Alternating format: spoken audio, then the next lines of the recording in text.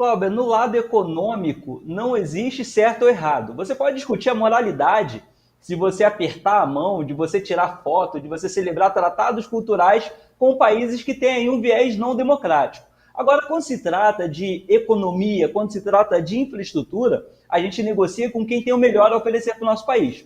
E quando a gente olha essa questão dessas micro-usinas aí, que o Brasil está querendo fechar um acordo com a Rússia, elas são interessantíssimas. Brasil vai fechar parceria. O Brasil vai fechar parceria nuclear com a Rússia. Mas a Marinha dialoga com potência da OTAN, Júlio Roque. O que está em curso aí? Parceria nuclear do Brasil. Por favor, Júlio Roque. Bem, Glauber, acordos bilaterais entre Rússia e Brasil sobre pequenos geradores, né, de usinas nucleares aconteceu agora há pouco tempo e se tornou notícia. Porém, né, apesar desse acordo, desse novo possível acordo entre Brasil e Rússia de pequenos reatores nucleares, nós observamos que as Forças Armadas Brasileiras, através do projeto do submarino nuclear da Marinha do Brasil, já têm acordos no âmbito nuclear com países tipo Inglaterra e França. Cito França pela DCNS, que é a empresa que dá suporte ao submarino nuclear brasileiro. Então, França e Inglaterra, países que fazem parte da OTAN, que são do sentido contrário, né, ao presidente Vladimir Putin, estão em acordo exatamente nesse momento com a Marinha do Brasil na produção dos propulsores nucleares para o submarino. Então, já existe um acordo bilateral entre uma força armada para a propulsão de um submarino, obedecida já desde a construção desse submarino, que já está há algum tempo, e agora, numa parte mais nova dessa história, vem o Brasil, através do presidente Luiz Inácio Lula da Silva, falando num possível acordo sobre reatores nucleares com a Rússia. Que fique bem claro, não são reatores para propulsão de submarinos. São reatores menores que chegam até 1/5 ou 1/4 de seu tamanho, de seu valor e de sua produção de energia em megawatts. Bom, Júlio Roque, então não daria para o Brasil virar uma potência nuclear? Como é que é isso? E outra coisa, e esse conflito entre as parcerias já existentes, países como França, por exemplo, e uma parceria com Rússia? Lembrando que eles estão ali no meio de uma tensão na Europa, com a guerra com a Ucrânia. Por favor, Júlio Roque, esclareça isso. Perfeitamente colocado, Glauber. A França, ela se opõe diretamente à invasão russa na Ucrânia. E isso causa um grande burburinho nas intenções, tanto do lado dos países que estão fornecendo essa propulsão nuclear para a Marinha do Brasil, que envolve França e Inglaterra, quanto esse novo acordo, né? Estamos falando, de um lado, propulsão para submarinos e do outro, geração de energia. Essa geração de energia, ela é um pouco interessante, muito interessante, pelo tamanho, né? A diminuição do tamanho, onde esses reatores nucleares podem oferecer energia para pequenas cidades, em locais distintos. Por exemplo, Roraima poderia se instalar uma nova geração de energia nuclear com um gerador nuclear menor para esse meio específico, para essa quantidade geográfica, né, de energia para esse lugar, através desse gerador menor. Estamos destoando entre dois âmbitos muito distintos: a geração de energia para propulsão, que é o caso da Marinha do Brasil com os países ocidentais, e a geração de energia para locais, para a população, energia para funcionar uma sociedade. E dentro desses dois âmbitos, vemos os interesses de países distintos. A Rússia, que está nesse grande imbróglio na guerra da Ucrânia, não guerra, mas missão dita pela Rússia, missão especial, e a defesa da Ucrânia através dos países que estão sustentando a tecnologia de propulsão nuclear do Brasil. Intenções essas divergentes, mas que mostram que ainda vai dar muito pano para manga, Glauber. Muito bom, Júlio Roque. Ô, Miquel, estaria aí o Brasil aproveitando todas as oportunidades, olhando o seu interesse, sem se preocupar com os conflitos geopolíticos dos parceiros? É isso, Miquel? Glauber, no lado econômico não existe certo ou errado. Você pode discutir a moralidade se você apertar a mão, de você tirar foto, de você celebrar tratados culturais com países que têm aí um viés não democrático. Agora, quando se trata de economia, quando se trata de infraestrutura, a gente negocia com quem tem o melhor a oferecer para o nosso país. E quando a gente olha essa questão dessas micro-usinas aí, que o Brasil está querendo fechar um acordo com a Rússia, elas são interessantíssimas, tanto pelo custo quanto pela necessidade do próprio Brasil em energia. Embora hoje o Brasil ele seja capaz de suprir a própria necessidade, nós temos, por exemplo, o estado de Roraima, que até pouco tempo dependia de uma parte da energia que vinha da Venezuela. E quando os Estados Unidos foi lá e botou uma sanção econômica sobre a Venezuela, proibindo que outros países transferissem dinheiro para ela, o Brasil não pôde pagar a energia que recebia de lá e a Venezuela simplesmente ameaçou cortar a energia do Brasil. A guerra da Ucrânia resultou, por exemplo, para a Europa, uma crise de abastecimento de gás, que também era usado para energia elétrica, por conta que Fukushima, no Japão, fechou em 2011 por causa de um terremoto. Então, assim, se o Brasil não se preocupar em aumentar as suas reservas de energia, as suas fontes alternativas de energia, a gente fica muito dependente de um único sistema, às vezes de um único fornecedor. Então, quanto mais alternativa nós tivermos, melhor. Além do que, essa alternativa ela é mais barata, ela é menos poluente, desde que não vaze. Então, nós temos uma alternativa muito mais agradável para o meio ambiente. Só que quando a gente pega a questão de Mariana, onde a gente teve aquele rompimento das barragens, me preocupa se nós vamos ter fiscalização de fato nessas micro-usinas enfiadas no centro da Amazônia para atender as populações ribeirinhas, que é o projeto inicial. Muito bom, Miquel, muito bom. Batata, tu acredita que o Brasil pode ser uma potência nuclear? Tu acredita que essa diversidade energética do Brasil vai facilitar aí o desenvolvimento nacional? Ou seria uma notícia aí, mais uma daquela que para dar esperança para o povo brasileiro diante de tanta notícia negativa quanto o escândalo do INSS, nos Correios, etc. Glauber, eu vou um pouquinho mais além.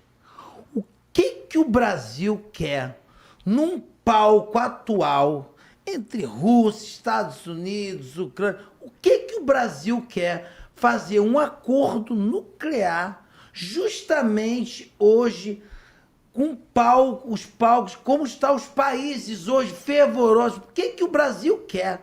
Se ele tem hoje, qual é a capacidade militar para estar ele discutindo qualquer coisa em qualquer lugar do mundo?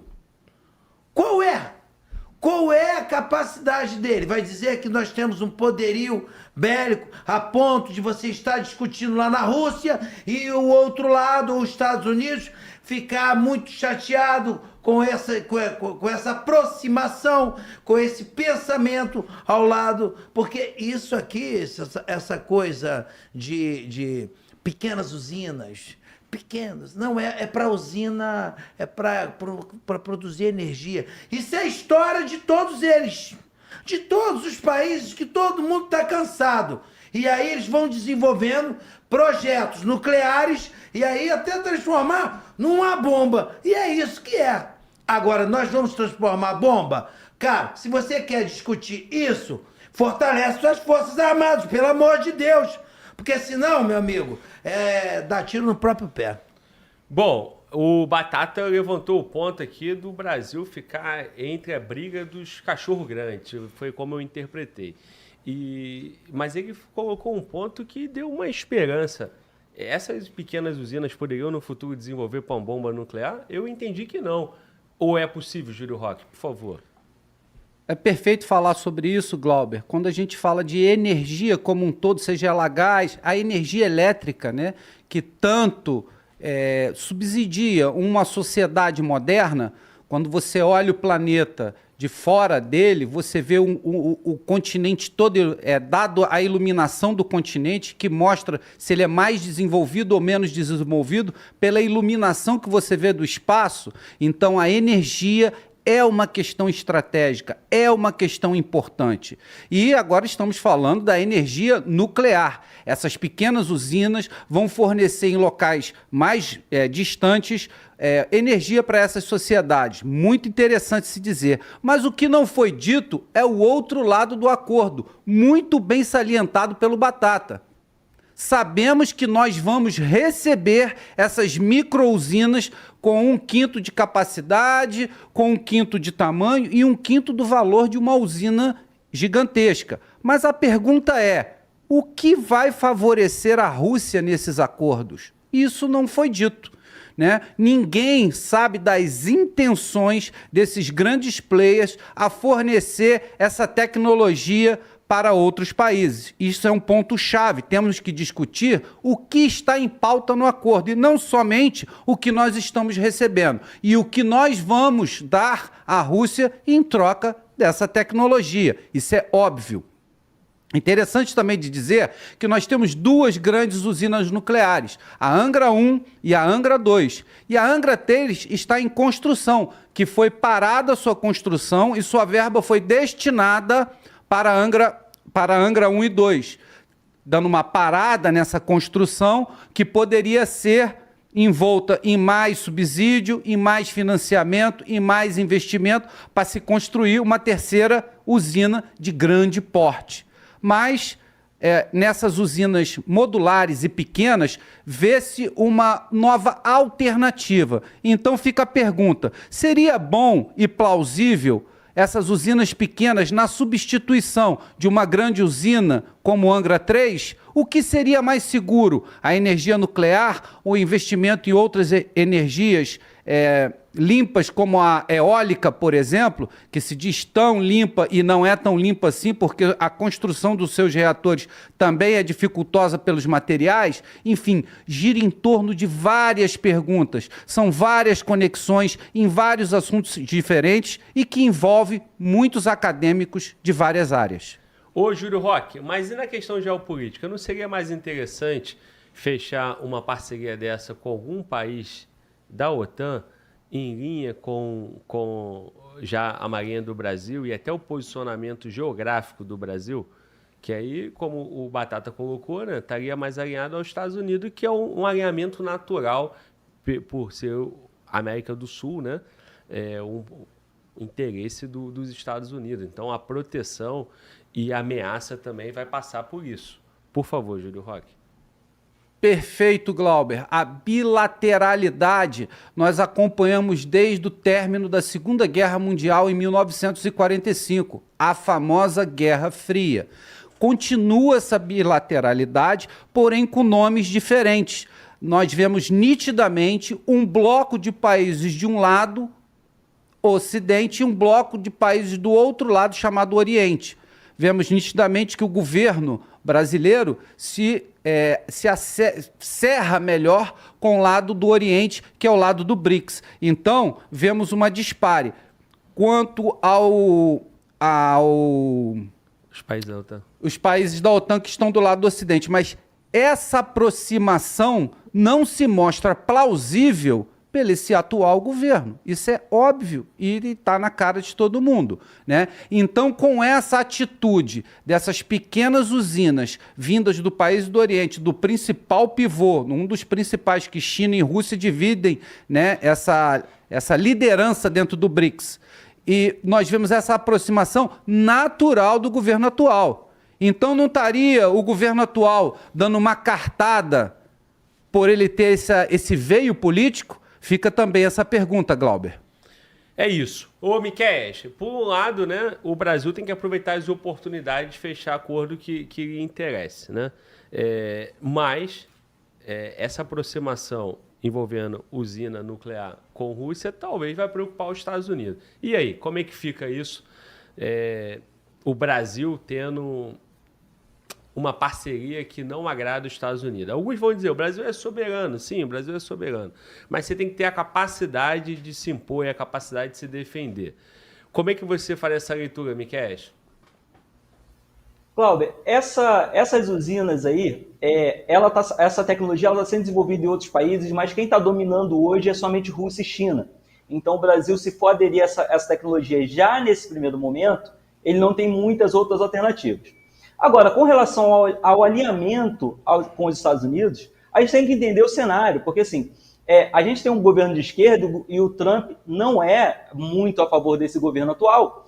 E aí a gente vê que os Estados Unidos sempre tiveram uma postura muito ao chamado imperialismo, de fato, né? Por exemplo, a base de lançamento de mísseis de Alcântara é a melhor base de lançamentos do mundo. Geograficamente, ela está melhor posicionada para lançar foguetes. Só que o Brasil não consegue porque os Estados Unidos impõem uma série de sanções, uma série de restrições à operação dessa base brasileira e dizendo o seguinte, olha, a gente só deixa vocês usarem isso aí com tranquilidade, com total liberdade, se nós ficarmos com 50% dessa base e vocês não souberem o que a gente está fazendo lá. Os Estados Unidos ele não negocia de uma maneira bilateral muito agradável. Vamos procurar o que é melhor para os dois. É do meu jeito ou nada. É tudo ou nada. E agora com o governo Trump, essa situação está se agravando. Então é saudável que o Brasil procure alternativas junto a outros caminhos, ao chamado Sul Global, que está se formando agora, principalmente com a influência do BRICS, sem nunca, óbvio, se tornar uma pedra no sapato dos Estados Unidos. Porque a gente sabe que se os Estados Unidos quiserem, a gente não consegue fazer mais nada. Agora, dizer que essa é a pior coisa que o Brasil está fazendo? Não. A pior coisa talvez seja nas questões da regulamentação das redes sociais. O presidente Lula chamou a China e pediu ao Xi Jinping que mandasse um representante dele para cá para ensinar o Brasil a lidar com as redes sociais como a China lida com seus cidadãos. E isso é preocupante. Pois é, cara, isso é preocupante e isso foi abordado ontem aqui também no Fala Global News. Júlio Roque, quer complementar essa fala do Miquel? Eu queria pegar um gancho no que foi falado anteriormente sobre armas nucleares. A energia nuclear ela pode ter 3 fins: geração de energia, geração de propulsão e armas. E no caso de armas, existe um tratado de não proliferação de armas nucleares fora daquele escopo dos países principais que as têm. Então, fica um pouco difícil de vislumbrar armas nucleares, que fique bem claro, né? Fica um pouco difícil de vislumbrar armas nucleares aqui em nosso país devido à aquisição dessa nova tecnologia de micro-usinas nucleares perante a Rússia. É isso. Muito bom, gente. E com deixa eu só complementar essa fala do Júlio rapidinho. Sobre armas nucleares, pensa o seguinte: a nossa Constituição proíbe as armas nucleares no Brasil. A energia nuclear é só para fins pacíficos. E aí, se a gente tem dificuldade para armar o cidadão, às vezes a gente tem dificuldade até para armar a polícia, a guarda municipal, você acha mesmo que os nossos políticos vão permitir uma alteração na Constituição para oferecer bombas nucleares aos nossos militares como forma de dissuasão do estrangeiro? É muito difícil, Glauco. Vamos pensar, vamos ser francos, não vai rolar bomba nuclear no Brasil tão cedo. Eu tendo a ver da mesma forma que você, diante também que o mundo, né, existe uma restrição para todos os outros países. Não seria o Brasil um país com essa capacidade, um país preparado, né? Com esse sentimento nacional, percebemos que não é o caso, né? E o histórico do Brasil de ser um país neutro, um país que não tá interessado, não está interessado, né? Eu diria isso, né, o Júlio Roque. Agora, por outro lado, tem lá os submarinos da Marinha do Brasil, que teria essa capacidade, né, numa evolução de ser propulsores de bomba nuclear. Certo, Júlio Roque? Afirmativo. A propulsão para os submarinos é explicada pelo seu range, pelo seu alcance, ou por permanecer submerso por mais tempo. Você só vai ficar dependendo, né, Glauber, não do combustível em si ou de recarregar as baterias desses submarinos, porque o combustível seria praticamente infinito. Então, estaria ligado à capacidade humana de se esconder. Então, essas armas também são armas de dissuasão, os submarinos nucleares, mesmo não possuindo armas nucleares, porque eles poderiam ficar escondidos por tempo indeterminado. Excelente, excelente. O que também não impediria, né, numa necessidade e numa parceria, seria possível o Brasil desenvolver logo depois, a depender de como ficar esse mundo no futuro, as suas próprias ogivas ou não, Júlio Roque? Esses tratados são muito rígidos, Glauber. Não é qualquer país que vai entrar para esse rol de países que têm bombas nucleares ou armas nucleares, como queiram, né, pela livre e espontânea vontade. Isso tem um clube muito fechado, um clube de países e de players que sabem jogar muito bem o jogo do tabuleiro da geopolítica, e eu creio que o Brasil não tem voz ativa ainda, né? Que fique bem claro, você falou sobre o futuro, mas que ainda não tem voz ativa para tal.